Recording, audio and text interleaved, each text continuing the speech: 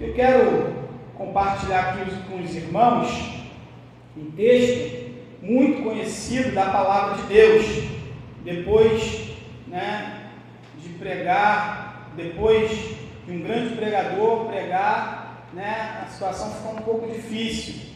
Eu confesso que eu estava meditando na palavra que o Alan trouxe aqui nesta noite, e para testificar do que Deus está confirmando a sua palavra aqui nesta noite. Deus, Ele é fiel para cumprir a sua palavra. Eu creio que aqui estamos porque temos a ciência que Deus está neste lugar. Temos a ciência que viemos aqui exclusivamente para o adorar em espírito e em verdade. Queridos, o texto em apreço que nós acabamos de ler, João capítulo de número 6, fala da multiplicação dos pães e do peixe. Texto este que também tem uma narrativa em Mateus capítulo de número 14, em Marcos capítulo de número 6 e em Lucas capítulo de número 9. Cada evangelista, ele tem uma visão de cada milagre de Jesus, e eles vão relatar nos evangelhos sinóticos. Eu gosto muito desse texto, porque João ele vai trazer alguns detalhes em sua visão, na narrativa, em que os outros evangelistas, Mateus, Marcos e Lucas, eles não trazem no seu texto. Quando nós lemos, e eu gosto muito, em Mateus capítulo de número 14, nós vamos entender alguns contextos que aqui está em Mateus capítulo de número 6. Naquele período, a Bíblia diz lá em Mateus capítulo de número 14, que João Batista, ele havia sido preso e morto por Herodes. Aquela notícia ressoou, por quê? Porque João Batista era tido como um grande profeta no seu período. Então, João Batista é decapitado, porque João havia pregado contra Herodes por ter se casado com a mulher de seu irmão Herodias. João não queria fazer isso, não queria matar. Ele estava aproveitando a oportunidade para executar isso, mas todo o povo tinha como um grande profeta. E num belo dia, num dia do seu natalício, a filha de Herodias dança diante do povo, estava ali alguns reis, e Herodes fala para ela: tudo que me pedires certamente te darei, até metade do meu reino. Ela corre ali em sua mãe, e ela orienta: olha, peça a cabeça de João Batista. João Batista é decapitado, colocado num prato, levado até Herodias. A notícia daquele momento, a Bíblia diz que Jesus vai se retirar para o deserto. Mateus capítulo número 14, Marcos capítulo número 6 vai dizer que Jesus se retira daquele momento para o deserto por causa da situação. Jesus tinha um vínculo muito grande com João Batista. Por quê? Porque ele tinha um vínculo parentesco. Em Lucas capítulo de número 1, versículo número 36 em diante, vai dizer que ele tinha um vínculo parentesco. E João Batista também foi aquele que batizou Jesus no Jordão. Tinha um vínculo espiritual. Então aquela situação fez com que Jesus se retirasse para o deserto, porque Jesus e João Batista tinham um vínculo muito grande. A notícia que Jesus estava realizando o milagre chegou até os ouvidos de Herodes. Herodes ainda estava conturbado por causa da situação, porque ele não queria matar João Batista, porque o povo tinha como profeta. Era ele que orientava Herodes em algumas situações para tomar algumas decisões. Mas por causa de sua palavra, um rei, quando dava uma palavra, decretava uma palavra, ele não retrocedia naquilo que ele determinava. Então, Herodes ficou muito conturbado com os milagres de Jesus. Por onde Jesus passava, Jesus realizava um milagre. Aquilo preocupou muito Herodes, politicamente falando. Então pensou ele, olha, João Batista ressuscitou para poder me trazer problema político. Alguns estavam dizendo, olha, é Elias que ressuscitou. Não é alguns dos profetas. Só que era Jesus que estava realizando o milagre. Nesse período, Jesus se retira para o deserto. Nós vemos que os discípulos de Jesus, eles estavam evangelizando, estavam numa missão evangelizadora. E eles voltaram cansados, famintos. Jesus então pega os seus discípulos. João vai dizer que eles atravessam o lago de Genezaré, atravessam o mar da Galileia, que também é chamado Tiberíades. Ele atravessa e vai para o outro lado. Lucas já vai dar mais detalhe, dizendo que ele se retira para Betsaida. Então, nós vemos que Jesus se retira com seus discípulos. A multidão vai atrás. A multidão segue Jesus por causa do milagre. E também porque eles pensavam que Jesus era um rei. Nós vemos isso aqui em João capítulo 6, versículo número 15. Quando Jesus vai dizer, e Jesus se retirou porque o queriam fazer rei. Então a multidão estava seguindo Jesus. Primeiro pensamento era por causa dos milagres. Segundo pensamento, porque eles acreditavam que Jesus seria o novo rei. Então, a Bíblia vai dizer que Jesus ele se retira para este lugar. A multidão segue Jesus e os seus discípulos. Jesus chega naquele lugar. Jesus levanta a sua cabeça e olha a multidão vindo em sua direção. A Bíblia vai dizer que Jesus teve compaixão deles. Jesus teve compaixão da multidão que estavam ali. Aqui está o cerne do texto que nós estamos lendo. Jesus, quando olha para a multidão vindo, nós vemos que Jesus, a multidão estava faminta. O lugar era deserto, não tinha recurso, o recurso era improvável. A noite já estava caindo, o lugar era improvável. Todos estavam numa expectativa, porque alguns vão dizer que aquele momento é um momento crítico.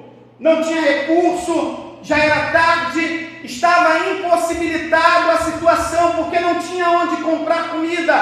A multidão seguia Jesus. Os discípulos vão dizer, olha, despede a multidão para que eles vão à aldeia e comprem comida para comer. Oh glória, louvado seja o nome do Senhor. Os discípulos, eles viram a impossibilidade. Jesus vê o impossível para se tornar possibilidade para realizar o milagre. Oh glória, louvado seja o nome do Senhor. Tem muita gente que olha para a impossibilidade, ela não enxerga aquilo ali como um desafio, ou como algo importante para poder realizar o milagre na vida dela. Nós enxergamos muito a impossibilidade, mas Deus está olhando aquilo que é impossível para nós, aquilo que é impossível para o homem, aquilo que é impossível para o médico, aquilo que é impossível para o advogado, aquilo que é impossível para o pastor, aquilo que é impossível para o pregador, aquilo que é impossível para a irmã do ciclo de oração, mas para Deus nada é impossível.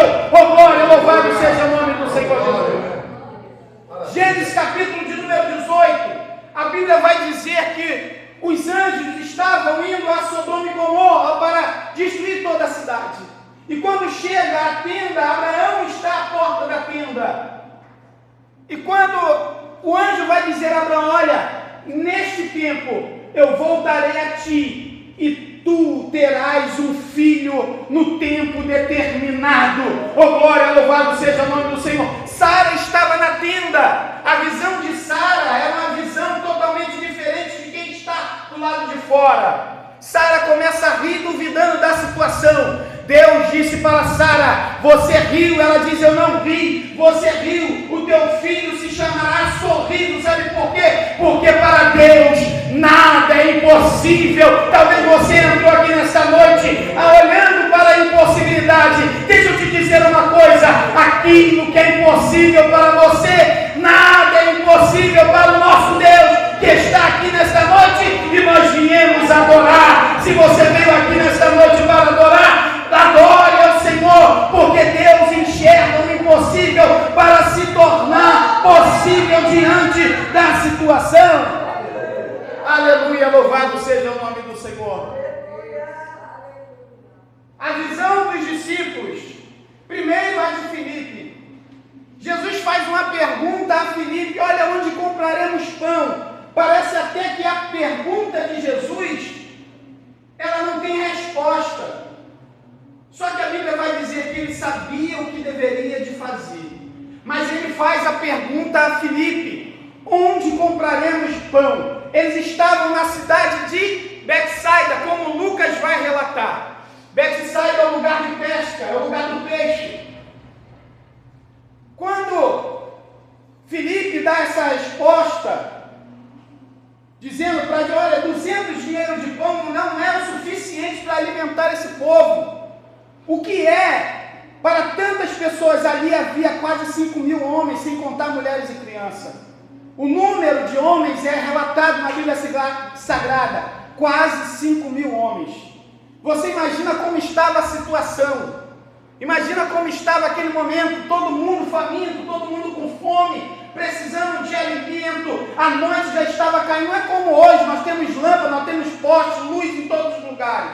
O lugar, quando já começa a escurecer, ninguém consegue enxergar nada se não houver uma lamparina. Então a situação estava caótica. Jesus pergunta para Filipe: onde compraremos pão? Filipe, ele conhecia, porque Filipe era de Betsaida, ele conhecia a região, ele sabia muito bem, só que o lugar era improvável, o lugar não tinha como comprar pão pela hora, pelo tempo, já estava escuro, eles não tinham recurso suficiente para poder comprar pão. Talvez você entrou aqui nesta noite sem recurso financeiro. Talvez você entrou aqui nesta noite desenganado pelos médicos. Talvez você entrou aqui nesta noite debaixo de uma palavra de maldição. Deixa eu te falar uma coisa aqui nesta noite. O meu Jesus morreu na cruz do Calvário. Ele quebrou toda a palavra de maldição contra a nossa vida, porque o castigo que nos traz a paz estava sobre ele, e pelas suas pisaduras nós fomos sarados. Aleluia, louvado seja o nome do Senhor. Onde compraremos pão? Filipe, ele dá uma resposta para Jesus: 200 dinheiro não é suficiente para tanta gente, para esse povo todo, porque Filipe, ele estava enxergando uma visão totalmente diferente a que Jesus estava. A Bíblia vai dizer que Jesus teve compaixão deles. Nós sempre temos uma resposta quando Deus tem algo melhor para nós. Nós sempre damos uma resposta contrária daquilo que Deus tem para realizar para nós. Lembra daquela mulher que seu marido havia morrido? Lá em 2 Reis, capítulo número 4, a mulher dos profetas. Ela vai ao profeta Eliseu e ela vai dizer: olha, meu marido, teu servo, servia ao Senhor, morreu, e veio os credores para pegar o meu filho. O profeta vai perguntar para ela: o que tu tens em casa? A resposta daquela mulher: não tenho nada a não ser uma botija de azeite.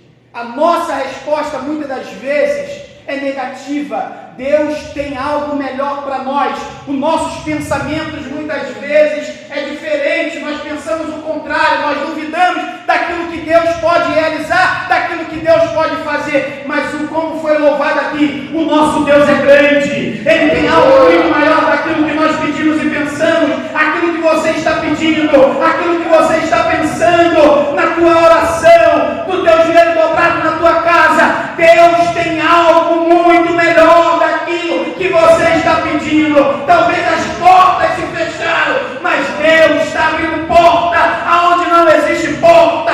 Talvez o teu milagre seja aquilo que você tanto pede, mas só que Jesus está falando: olha, espera mais um pouco, espera mais um pouquinho, teu milagre vai chegar. Aí André, ele já vai dar uma resposta para Jesus. Olha, tem um menino aqui que tem 5 pães e 2 peixes.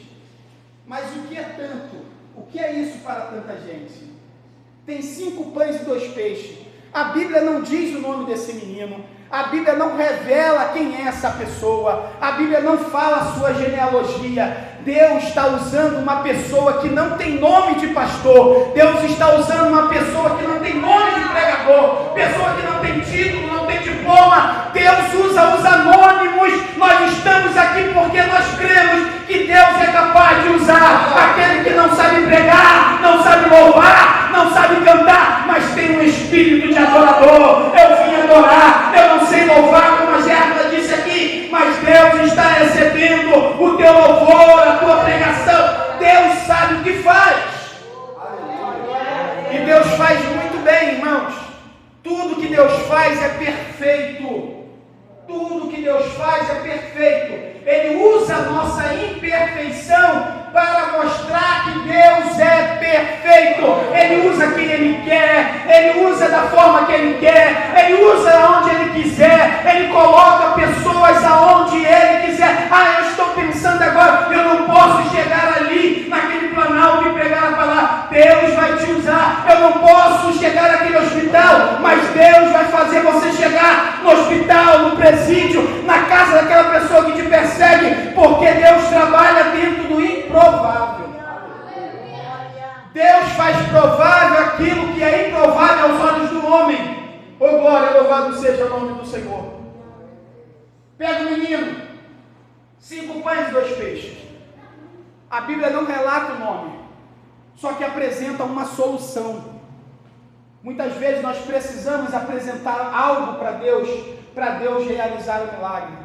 Aquela viúva disse: olha, eu não tenho nada. A resposta dela foi essa: eu não tenho nada.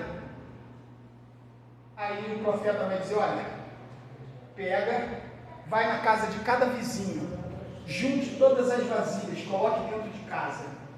A Bíblia vai dizer que o azeite foi derramando em cada vasilha. Quanto mais ela pegava emprestado, mais enchia. Quanto mais ela pegava, mais enchia. De repente o azeite parou. Porque Deus sabe o tempo certo de agir. Deus sabe o tempo certo de agir. A Bíblia vai dizer que Jesus pega os pães e os peixes, olha para os céus. Ao olhar para os céus, Jesus, ele dá graças a Deus. Ele reparte os pães. Ele reparte. E Jesus não fez um milagre instantâneo. Ao momento em que Jesus ia repartindo o pão, as pessoas iam comendo, cada um ia tomando pão, Jesus ia repartindo, e a Bíblia diz que Jesus, ele entrega quem? Aos discípulos, porque Jesus entendia que ele tinha que fazer discípulos, ele tinha que ensinar aqueles discípulos que dentro da impossibilidade do homem, nada é impossível para Deus. Então ele foi repartindo e dando aos discípulos. E a Bíblia vai dizer que os 5.000 homens e mulheres que ali estavam, comeram que ficaram saciados. Todos saíram dali saciados. E a Bíblia diz ainda mais, que tudo aquilo que sobrou, Jesus disse: olha, não deixa que se perca nada. Pega e coloque no cesto. O que a Bíblia diz que sobraram? 12 cestos de pães e de peixes que eles já tinham comido e todos eles estavam saciados. Deus, ele mostra para as ciências exatas que Deus, ele pode confundir a mente humana. Porque como é que pode eu, como um doutor nas ciências exatas, eu pegar 5 pães e 2 peixes, total de 7, multiplicar ele, dividir, repartir para quase 5.000 pessoas e todas elas saírem saciadas e ainda sobrar 12 cestos de pães e de peixes que haviam comido? Jesus, ele mostra para a ciência que ele é o dono de tudo. Jesus mostrou para a química que Jesus fez a água do vinho. Jesus mostrou para a biologia, ressuscitou Lázaro. Jesus mostrou para a ciência exata que Ele pode fazer aquilo que o homem não pode fazer. Tudo que o homem não pode fazer, Deus entra com providência. Aquilo que não está na minha ossada, Jesus vai fazer. Aquilo que você não pode, Jesus vai fazer. Oh glória, louvado seja o nome do Senhor Jesus. Quantos estão entendendo, diga glória a Deus. Glória. Deus é o Deus do impossível. Não há nada impossível para o nosso Deus. Fique de pé em nome de Jesus. Não há nada impossível para o nosso Deus. Que nós possamos enxergar aquilo que é impossível, que está dentro da impossibilidade humana. Nós possamos enxergar que para Deus nada é impossível. Talvez você entrou aqui com uma palavra negativa. Talvez você entrou aqui desenganado pelos médicos.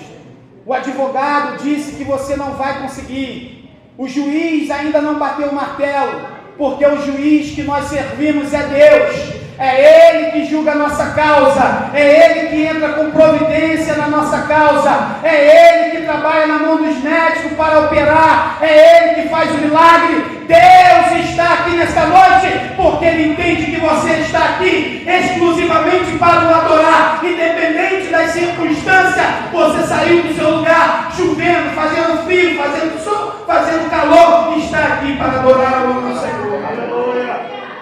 Glória a Deus! Você que tem uma causa na justiça, vem aqui na frente, eu quero fazer essa oração por você. Desde o começo nós estamos falando sobre milagres. O único milagre registrado em todos os evangelhos foi a multiplicação dos pães e dos peixes. É registrado em todos os 4 evangelhos. O primeiro milagre registrado na Bíblia foi em 2 Reis, capítulo número 4, quando Eliseu multiplica 20 pães para 100 homens. Aqui não é o primeiro milagre registrado na Bíblia. O primeiro registrado foi no Antigo Testamento. Mas o que Jesus fez foi para mostrar que Ele é superior à lei. Moisés orou a Deus e Deus mandou maná no deserto. Deus preparou uma mesa para o povo de Israel no meio do deserto, para quebrar a incredulidade do povo, dizendo quem é Deus para fazer alguma coisa, um milagre aqui nesse deserto. Deus preparou um banquete para o povo de Israel no deserto. Já no Novo Testamento, Deus abriu uma padaria, uma peixaria para o povo de Israel, para os discípulos, para aqueles que seguiam, quase 5.000 homens se alimentaram. Deus vai fazer o improvável acontecer. Talvez você esteja buscando uma causa na justiça e o juiz ainda não bateu o martelo. Nessa noite estou decretando a tua vitória no nome de Jesus. Sai daqui e vem aqui na frente. Você que tem algum parente enfermo, um familiar que está enfermo, alguém que está preso nas drogas,